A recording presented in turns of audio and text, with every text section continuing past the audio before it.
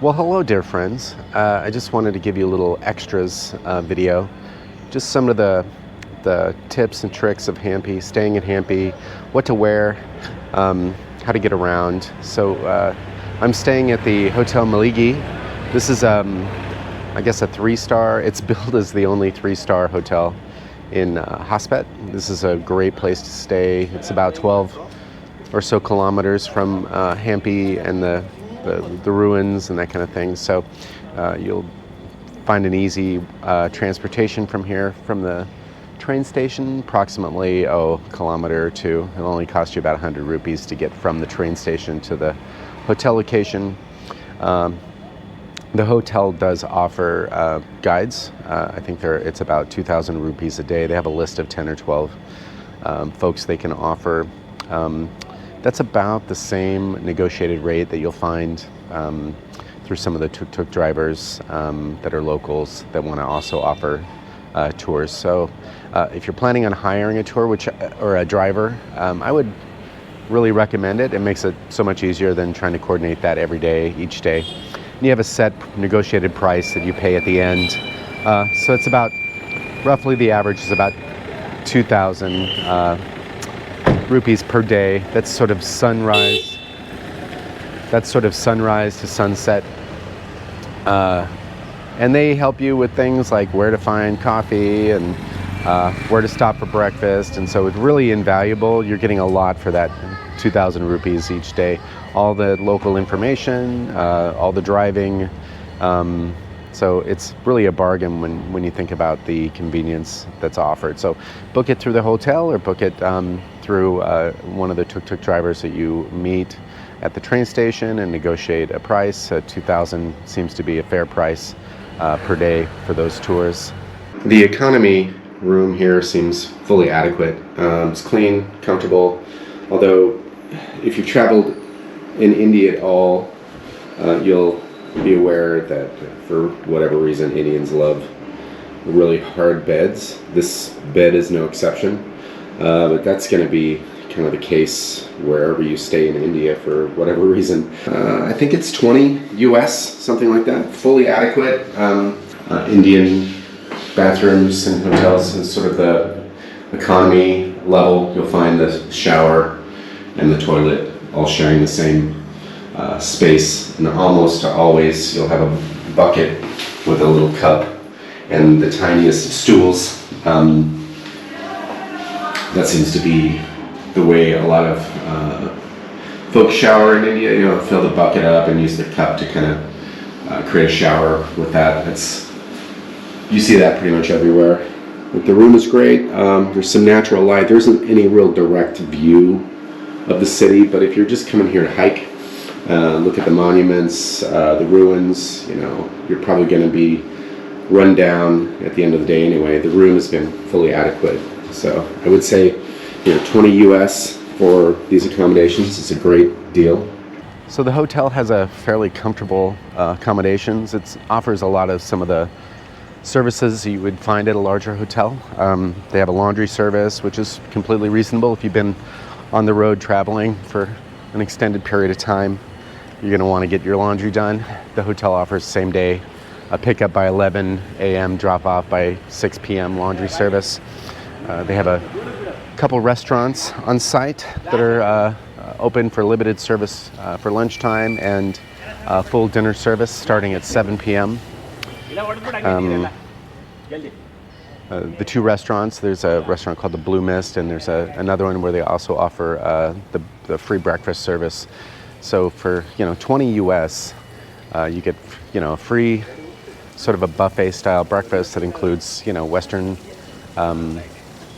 offerings as well as Indian offerings, coffee, those kinds of things. So it seems to be a pretty good value for the location, and also an easy sort of check-in, check-out experience.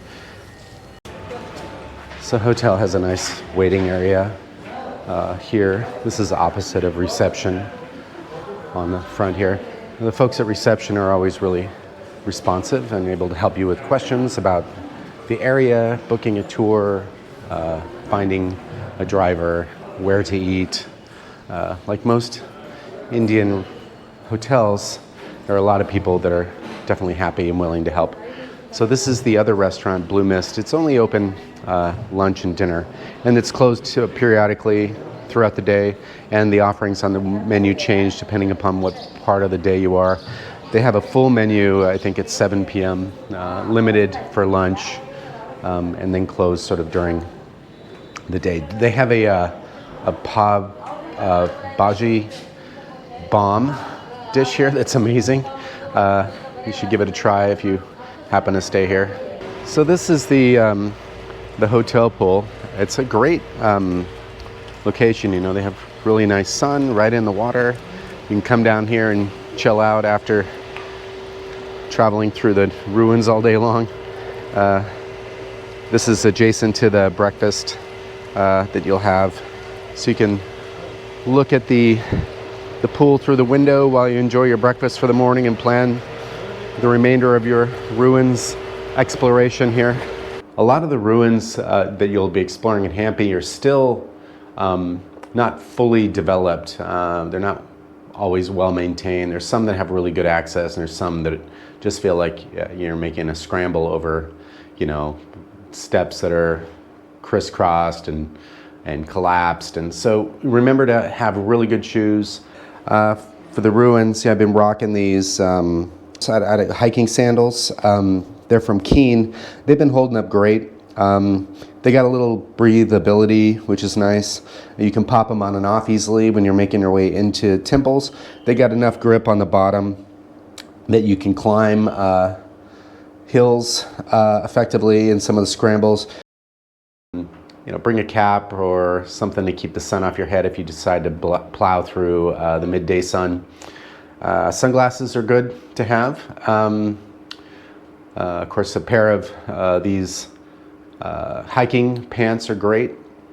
These are great because you can unzip the legs, you know, so if you need to put some long legs on to get into a temple, you can do that. You can carry the legs with you if you need to, and they unzip and they're great. They've been really durable. You know, lots of pockets. And then a t-shirt or something light on top of that. You know, I carry a fanny pack nowadays. I have basically all of my camera gear and in that, and that helps to sort of keep everything small and together.